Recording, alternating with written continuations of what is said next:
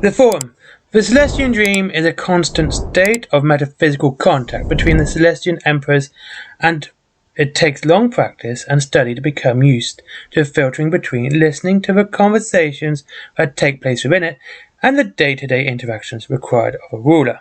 As such, it is only occasionally that all Celestian Emperors will be present for a longer discussion in a semi-formal occasion known as a forum.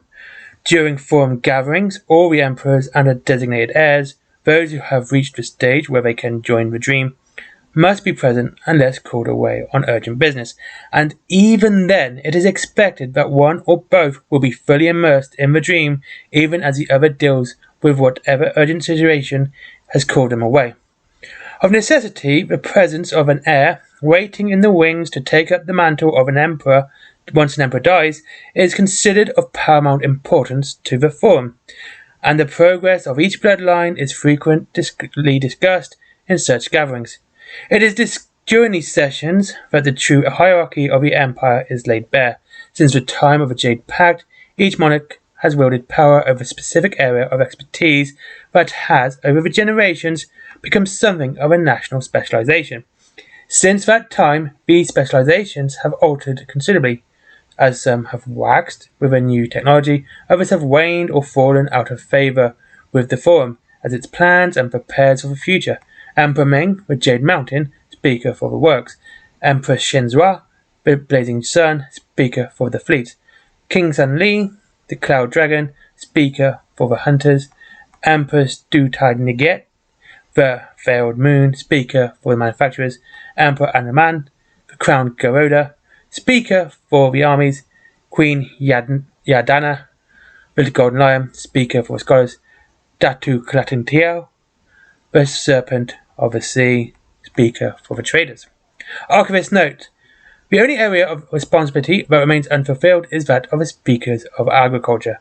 With the absence of the Emperor Jehovaman, there is no singular speaker, and responsibilities are divided between King Ming, and Datu Klatintiao at present. Each area of responsibility also explains the specializations present in the economies of the 7 member nations. The Chinese Demnets boasts extensive fortifications along the Mongolian and Russian borders, and produces excellent architects and labor forces that can be found on the massive projects throughout the empire. Meanwhile, the Empire of Japan is dotted with naval yards and slipways to service the merchants and military fleets of all states. Some areas of responsibility, once considered minor, have now become positively vital in the new modern age. Suddenly, once speaker for merely hunting and control of livestock, has since added modern aerial equipment to his portfolio, meaning that all the Empire's air forces bear the stylized Cloud Dragon upon their fuselage.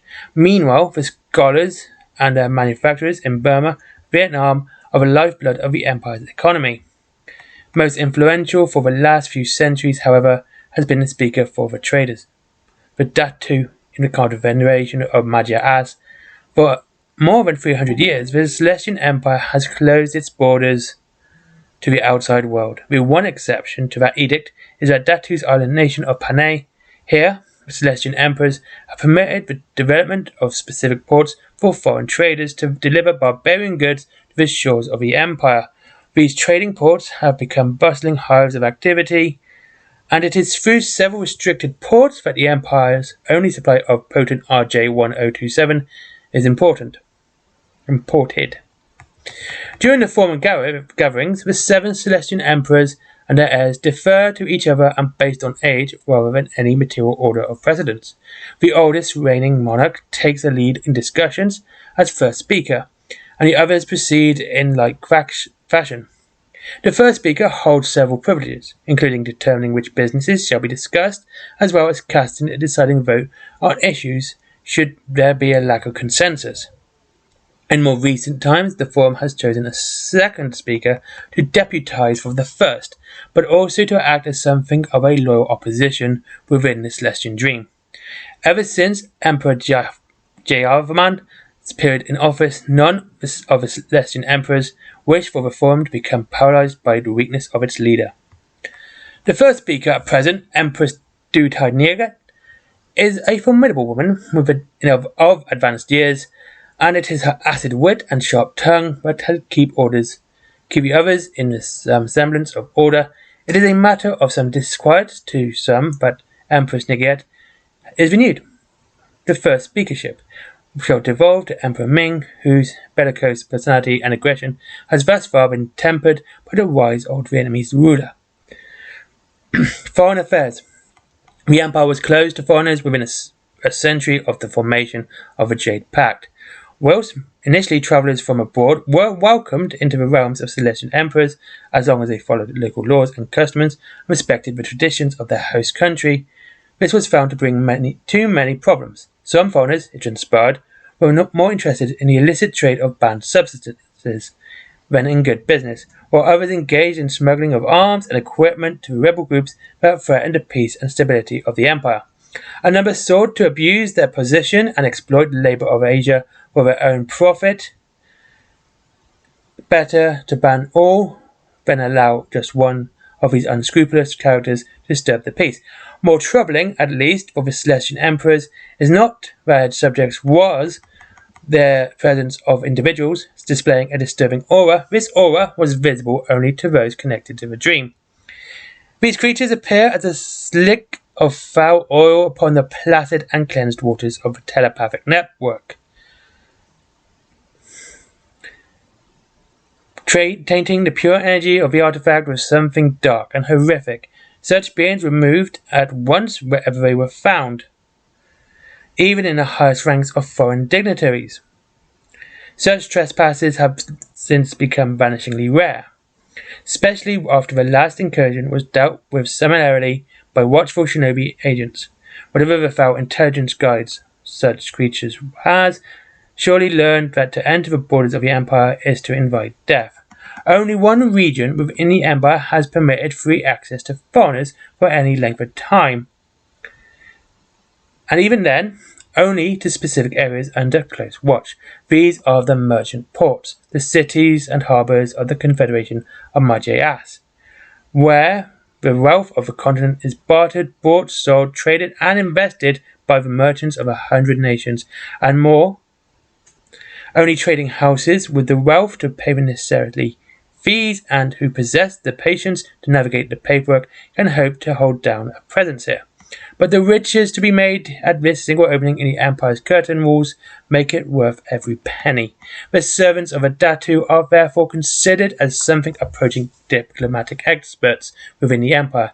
It is their expertise that has periodically ensured the necessary resources, particularly RJ-1027, of which the empire has no indigenous source, continue to flow into the wider economy. They have tense but close relationships with 100 merchant companies, in particular the Crown and the East India Company. Archivist note, the merchant ports are hives of intrigue even as they are patrolled by the harsh and vigilant members of the Citizen Watch. Not a month goes by without some alarming incident or brutal murder connected to the societies that function there. Recent events have led to a shift in the Celestian Emperor's thinking. Despite the protestations of the Commonwealth's Mongolian subjects, the Tsar entered into a secret agreement with the British Crown to seize tempting target of the Hermit Kingdom, the domain of a cloud dragon Jason Korea. The Anglo-Russian invasion initially met with success, but then was brutally repulsed by the combined might of the Emperor's united military. This was the first such action from the Empire in the dystopian age, and the other major global powers took note, but the Empire's long-held stance on isolationism appeared to be at an end. This campaign, whilst vindicating the planning and approach of the Imperial armies, also made the Emperors reprise their foreign policy. If isolation still invites attack in this modern age, then a rationalized, then more open but more guarded approach might achieve the same objective. The finest negotiators from the Confederation are now inviting their trading contacts to consider opening offices and warehouses in the new merchant ports, one of each of the coastal powers of the Empire. This was the advantage of providing several other opportunities for trade, but also exposing more foreigners to the true might and wealth of the Celestian Emperors. Another point must be mentioned, the relationship between the scientists and the scholars of the Empire, with the worldwide organization known as the Covenant of the Enlightened. There are those Burmese, Koreans, Japanese, Chinese, and Vietnamese scientists and scholars who are members of the Covenant, free to travel beyond the borders of the Empire to learn and study from their enlightened peers. They are forbidden from returning with any assistants or counterparts from outside the Empire. These Empire-born enlightened maintain Promethean complexes of their own throughout their realms, in particular in Vietnam and Burma. They are, however, not closely involved with any wider organizations and groups or major projects pursued by some of the enlightened, instead applying what they know in service of the Jade Pact first. After this note, I must convey my thanks to several colleagues who shall remain nameless from these complexes who helped compile this history. The forces of the Empire. The Imperial Armed Force, the IAF, is the most unified of all the branches of the Empire. From the time the Jade Pact was formed, each element of the military has been under control of a single immortal emperor, the Speaker, whose court and bloodline act as a central administration for the branch. Even as they work across the national boundaries, each has its own national contingent and HQ branch, but supreme authority is ultimately vested in the strategic councils of their chosen Speaker. The army is the largest entity, numerically speaking, in the IAF, and one of the largest globally. It is under command of Thailand's Emperor Anuman. Whilst not the biggest contributor in manpower terms, Thailand boasts the most well-equipped and well-trained forces within the Imperial Army, and as such, the Thai troops function as the Empire's equivalent of elite guard regiments. The rest of the army is predominantly Chinese, raised from the burgeoning populations of the Emperor Ming's extensive domains. Specialist divisions are recruited specifically from other nations, such as Korea, famed artillery corps, and the Japanese naval assault troops. Senior officers from all nations must meet the exacting standards expected of Thai troops, and many serve rotations with Thai formations before returning to their own units. The Imperial Navy, meanwhile, is the brainchild of Empress Xianzhao, who, as Speaker of the Fleet, quickly moved to control all aspects of nautical warfare. In addition to her originally more prosaic areas of responsibility, the Empire is considered a global naval power, especially after victories in Tsushima and Myeongnyang during the Anglo-Russian expedition into Korea. All of the coastal nations of the Empire design, build, and crew their own warships, but all ultimately serve the blazing sun.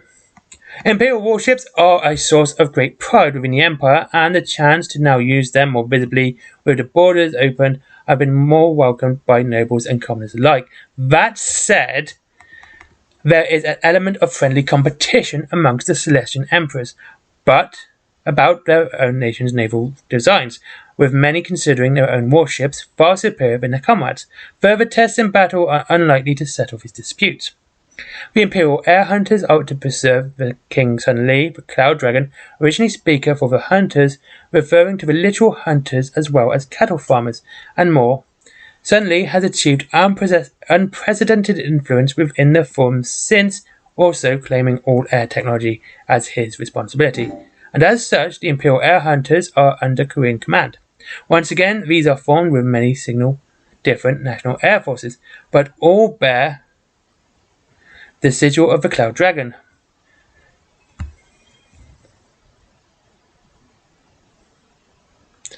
Much to the chagrin of Emperor Shinzui, the Forum decreed that the Cloud Dragon is also responsible for all aerial units and support elements wherever they operate. As such, all aircraft carriers and their support elements are officially part of the Imperial Air Hunters and not the Imperial Navy. This has become something of a bone of contention between normally close friends, especially as Sun Li has begun commissioning combat vessels as aerial battle group support units. Life in the Empire. For peasants and commoner, life of all the nations in the Empire is similar. Whilst the Japanese peasant is at less risk of being forcibly conscripted, either for military service or mass labour, than his compatriots, all share a similarly harsh life of toil and obedience to their masters. To these toiling masses, the emperors and kings are semi-divine figures worthy of veneration or outright worship. Statues of their earthly rulers sit alongside philosophers and folk gods throughout their provinces, and receive offerings and sacrifices to sustain them. and to court their blessings upon the villages and farmlands. Within the new smoking cities of industrialized portions of the empire, new technologies are creating new wealth for those who seek it and have the patience and wit to survive the competition with their neighbors in new contracts abroad. Those who seek patronage of the enlightened walk a very fine line indeed as they strengthen their home nation with the fruits of new learning. Those who serve the ruling classes in the empire venerate their leaders to an extreme degree. Whilst as happy to engage in plots and intrigues against one another as any ruling class, few amongst them question the suitability of the blood to take the highest office. The Confucian ethics of service are constantly at play amongst these scions of great families, and it is the duty and honour that often calls the best and brightest to maintain the governments and forces of the empire. As with any nation, there are revolutionary and resistant movements within the empire. Some of these are religious or political in nature, seeking a human utopia beyond the barricades of revolution. Others are reactionary, seeking to return to a lost golden age. Most who associate with groups find themselves either ignored or else quickly punished in an efficient manner, but varies in brutality and duration. Some punishments are often meted out publicly by the Jade Hand, an organization serving the Celestian Empires the length and breadth of the empire.